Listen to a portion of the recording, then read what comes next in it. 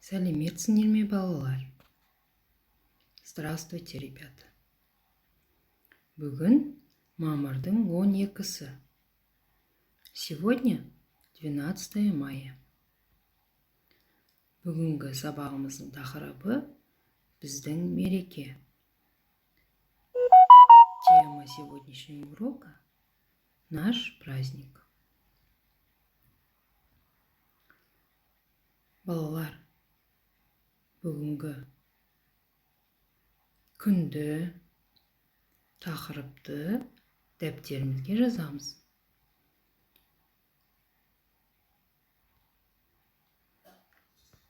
Бүгінгі сабағымыздың жаңа сөздері: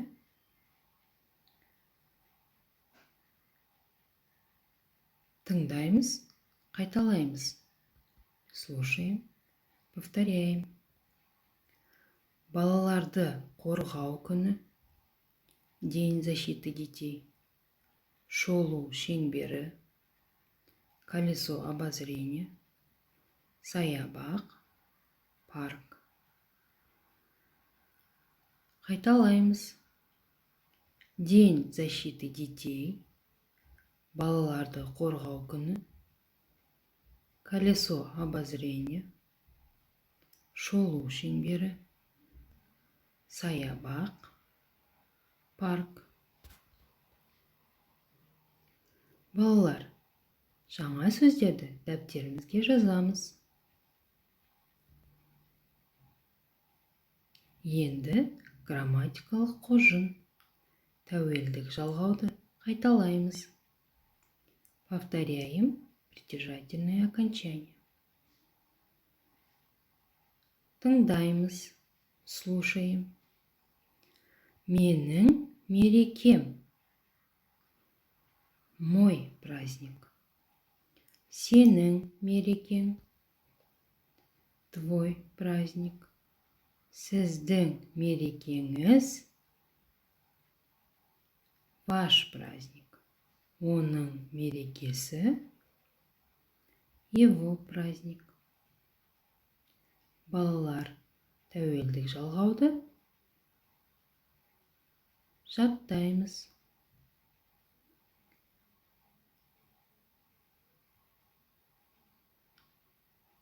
Бірінші тапсырма. Мәтінді түсініп оқы. Прочитайте текст.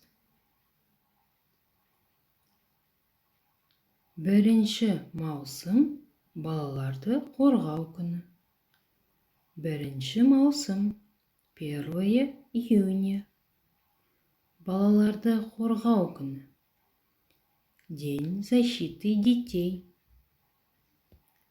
Бұл біздің мереке. Бұл біздің мереке. Это наш праздник. Мереке, праздник. Мерекеде мені ата-анам, туыстарым құттықтайды. На празднике меня поздравляют ата-анам, родители, туыстарым, родственники. Отбасымызбен саябаққа барамыз. Всей семьей мы идем в парк. Біз шолу шеңберіне отырамыз. Мы садимся на колесо обозрения. Балалар, тағы қайталап оқимын. Мұқият тыңдаңыздар. Ребята, еще раз я вам прочту текст. Внимательно слушайте. Бірінші маусым балаларды қорғау күні. Бұл біздің мереке. Мерекеде мені ата-анам, туыстарым құттықтайды. Отбасымызбен саябаққа барамыз. Біз шолу шеңберіне отырамыз.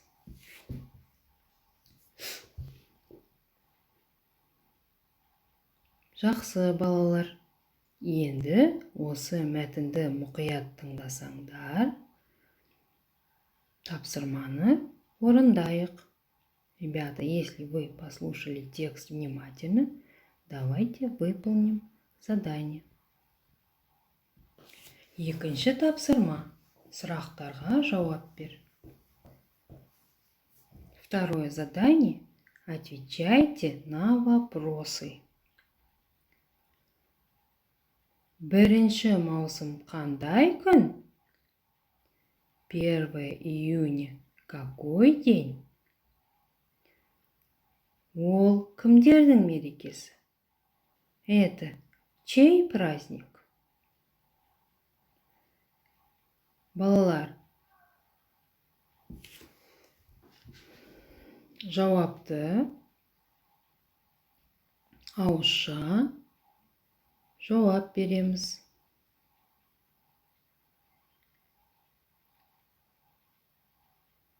Ребята, отвечаем на вопрос устно. Так, ребята, если вы ответили на вопрос, давайте вместе проверим. Бірінші сұрақтың жауабы. 1 маусым балаларды қорғау күні. Екінші сұрақтың жауабы ол балалардың мерекесі. Балалар, сендерде де осындай жауап болды деп ойлаймын. Жарайсыңдар. Енді балалар, 3-ші тапсырма. Көп нүктенің орнына қажетті сөздерді қойып, сөйлемді толықтырып жаз. Дополните предложение, вставляя нужные слова. Нужные слова, қажетті сөздер. Саябаққа, в парк. Отырамыз, садимся. Құттықтайды, поздравляют. Бірінші сөйлем.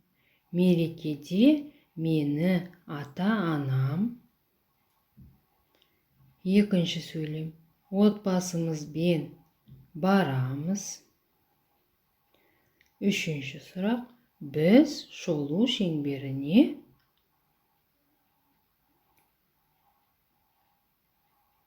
балалар. Бұл тапсырманы дәптерімізге жазып,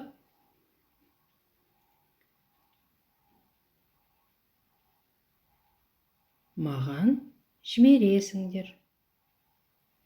Ребята, это задание выполняем письменно и отправляем мне.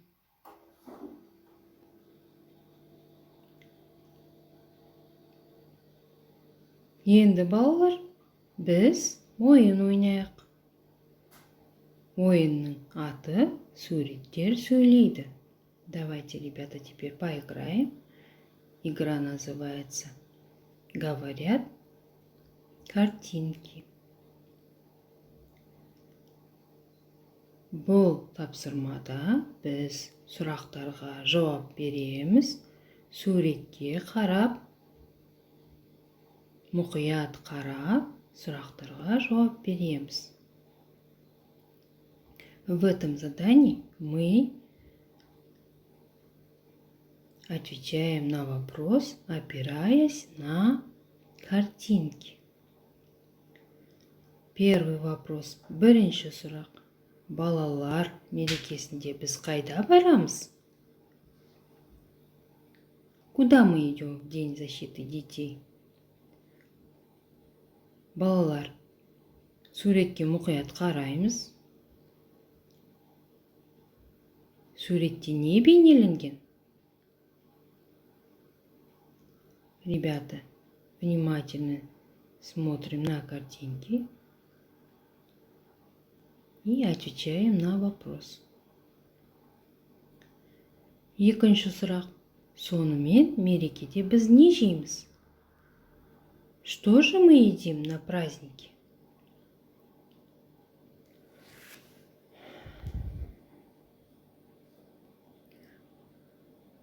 Балалар, егер жазып болсаңдар, енді жауабымызды тексерейік. Если, ребята, вы написали, давайте проверим свой ответ.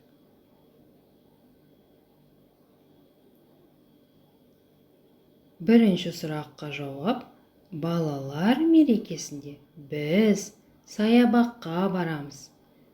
Балалар, бірінші суретте саябақ бейнеленген екен. Жарайсыңдар. Екінші сұраққа жауапты көрейік. Екінші сұрақта мерекеде біз балмұздақ жейміз деп жауап береміз. Балалар, сендер де осылай жауап бердіңдер деп үміттенемін. Ребята, вы тоже, надеюсь, ответили так же. Екінші сұрақта, екінші суретте, демек, балмұздақ бейнеленген екен. Значит, во второй картинке изображен балмұздақ, мороженое. Жарайсыңдар, балалар. Балалар, осымен сабағымыз аяқталды. Назарларыңызға рахмет. Сау болыңыздар.